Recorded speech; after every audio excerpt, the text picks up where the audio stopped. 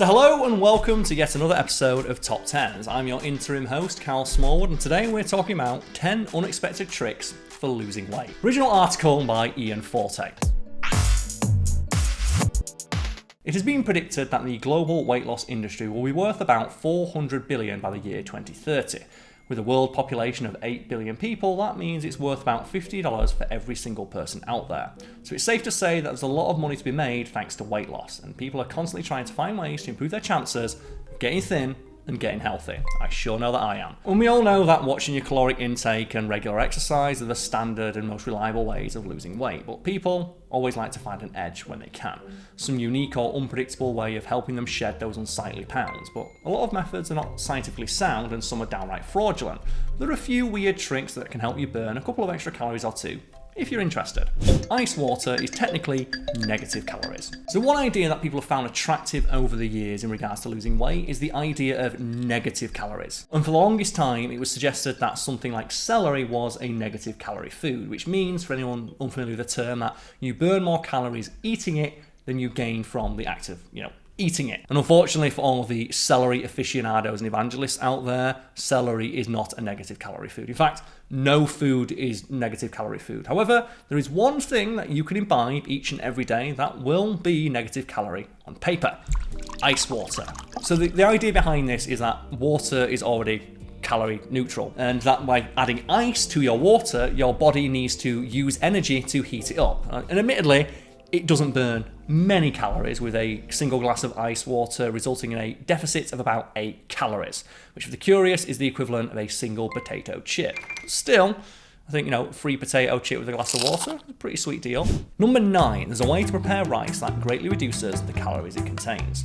Nearly half the population of the world eats rice. It's a staple grain and one of the most popular foods in history. While it is considered to be fairly healthy, rice is still a carbohydrate, so it's something you need to be cautious about eating in large quantities because of the calories involved. For the calorie and number conscious amongst you, a cup of cooked white rice has about 200 calories. As part of a larger meal, that can significantly contribute to the overall calories you're consuming, especially when it's eaten several times a day, as it is in many parts of the world.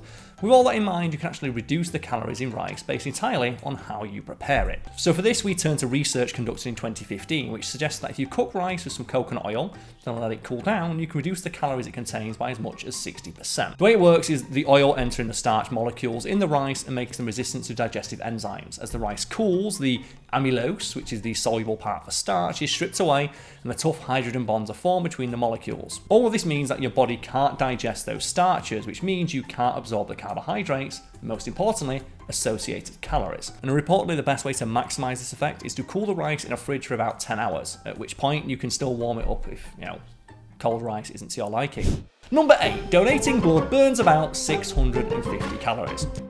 Now, we want people to keep in mind as we cover this that nobody here at TopTenz, especially me, is, advocating this as a viable way to lose weight because we don't want to get sued. However, compared to most of the methods of losing weight, including many of which we're discussing today, it does burn a lot. So donating blood just one time can burn up to 650 calories, the equivalent of walking for about 7 miles if you weigh about 200 pounds.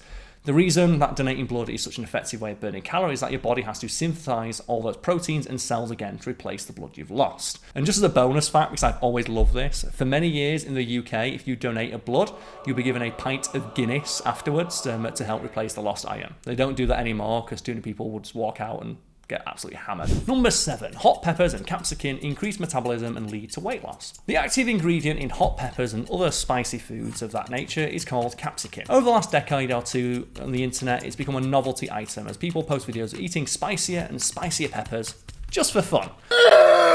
Now, not everyone is aware that capsaicin actually has numerous health benefits, and one of these is that it can cause significant metabolic increase. In clinical studies, for example, patients given capsaicin have showed a marked increase in weight loss over those taking a placebo. Not only does capsaicin increase your metabolism, which helps you burn fat quicker, but it can also act as an appetite suppressant, so you're less likely to want to eat more, which can also help with weight loss. Number 6, fidgeting can burn 350 calories per day. Would you call yourself a fidgeter? I sure do. You might want to look into starting if you're not already. really, because people who fidget are a natural advantage when it comes to losing weight. And of course, it makes perfect sense when you think about it, because you're engaging in physical activity. It might not seem significant, but if you've ever watched somebody who's naturally fidgety, you'll notice that it can sustain them for a long time. Kids who have certain attention deficit issues, for example, can fidget for an entire class when they're in school. Now, research has shown that people who do fidget a lot are able to burn about 350 calories per day doing it. This is because they have issues just sitting still and will naturally move around a lot more. Over the course of the year, for anyone curious, this will translate to a weight loss of about 30 to 40 pounds.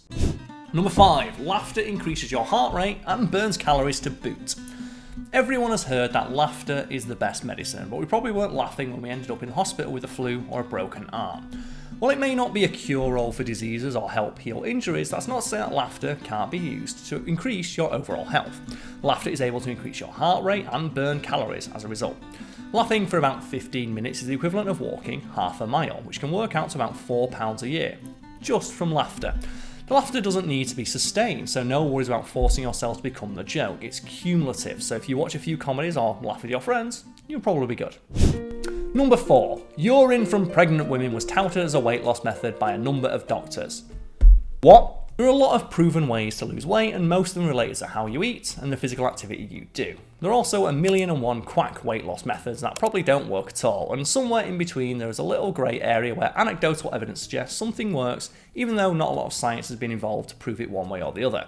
And that's where we are right now with urine as a weight loss tool. The hormone HCG can be found in the urine of pregnant women, and in the early 2010s it became the biggest fad in weight loss, at least for those who could afford it. So for anyone curious, the doses went for about $1,000 a piece, and this is despite the fact that the FDA explicitly warned it had not been proven to decrease appetite or aid in weight loss. Still, the stuff had to be prescribed by doctors, so there was at least a veneer of legitimacy behind it. The popularity of this particularly strange method of weight loss stemmed from the fact that doctors were, anecdotally at least, claiming to have observed significant weight loss in many of their patients who were using it. And by it, I mean the urine of pregnant women. The flip side of the coin is that patients who were taking the hormone were also on 500 calorie per day diets, which could certainly explain the significant weight loss without having to resort to the use of urine. Either way, reports at the time indicate that patients on the diet and taking the hormone were able to lose up to £1 per day. And why would this work at all, we find you asking yourselves? Well, the idea is that the hormone, because it's produced during pregnancy, tricks your body into thinking that it's pregnant and thus increases your metabolism. Like, whether or not that's true remains to be seen. I just personally recommend just not drinking wee. Number 3, you burn up to 2 times the calories walking on sand versus hard ground. Not all walking is created equally. Just because your legs are moving and your feet are hitting the ground doesn't mean you're getting the same workout as somebody else doing the same thing. Where you walk has a lot to do with how effective it is as a method of weight loss. If you want to make the most of going for a walk, take a page from a cheesy personal ads and go for a walk on the beach. Walking on sand is going to burn about twice as many calories as walking on pavement. And the reasoning is fairly sound, because sand is not as hard as pavement. The muscles in your legs and the micro muscles that help you stay stood up have to work harder to keep you balanced. We've all gone for a walk on sand and noticed that you slip, sink, and generally have a harder time moving because of how uneven it is. But that unevenness is exactly what makes it a much better method of working out, especially if your goal is to burn calories. And several studies conducted on diabetic patients who walked in sand as a method of exercise showed a significant decrease in body mass index, overall body fat, and an increased quality of life versus those who didn't. Number 2, hiking burns more calories than just walking the same distance. In a person's quest to lose weight, there are countless options for activities that you can engage in. Some people want to hit the gym and use machines, some people prefer to go out in nature where you can run, swim, ride a bicycle, and so forth. Now obviously some physical activities are going to be more intense and burn more calories than others, but it can be surprising to learn just how much more effective one thing can be compared to something else, regardless of how similar it may look. For instance, if you went out for a walk in nature, you'll burn more calories if you hike a mile than if you walk for a mile. It's kind of like the sand walking effect, but for slightly different reasons. So going for a mile-long walk might burn about 100 calories. However, if you chose to hike that same distance, then you'd be burning about double the amount. Additionally, if you walk while wearing a backpack that's loaded with gear and add some additional weight to it, such as a bottle of water, you may end up burning close to 500 calories. All this over the exact same distance. Now, the chief reason for the increase in calories burned is that hiking takes place over uneven terrain. You have to engage more of the micro muscles in your legs and put in more effort because you'll be walking up and down and over steeper inclines than if you just walked on a sidewalk. It's for this reason as well that treadmill running is generally seen as worse than running even on pavements, because treadmills are so unnaturally flat that the various micro muscles in your legs and feet don't get as much of a workout as they did even running on pavement. Number 1, improved posture can help in achieving weight loss. Oh no, it's just... Oh, I feel so attacked right now. So it looks like bad posture is one of the greatest health issues to affect people who don't even realize it's a problem. As many of 80% of Americans will suffer from back issues, and posture is one of the chief causes. But it's more than just back trouble. Posture also affects your weight. Poor posture makes poor use of all of your muscles. When slouched, your muscles aren't operating at full capacity, and you have a tendency to deposit more fat deposits to balance you out because you're not in an ideal or even natural position for a human. Improved posture, on the other hand, helps you function more efficiently and means any other exercise you do will be of greater benefit. Always maintain proper form. If you exercise with proper posture, you'll see greater gains as a result. So thank you for tuning into this episode of TopTenz. As mentioned in the intro, I'm your interim host, Cal Smallwood. If you happen to recognise my face, it might be from my other channel, Fact Fiend with Cal Smallwood, where I cover fact-based articles with a comedic slant. But otherwise, I hope you enjoyed this video and found it entertaining, if not informative. And if you did so, why not leave a like, comment and subscribe. And as always, have the day you deserve. Cheers.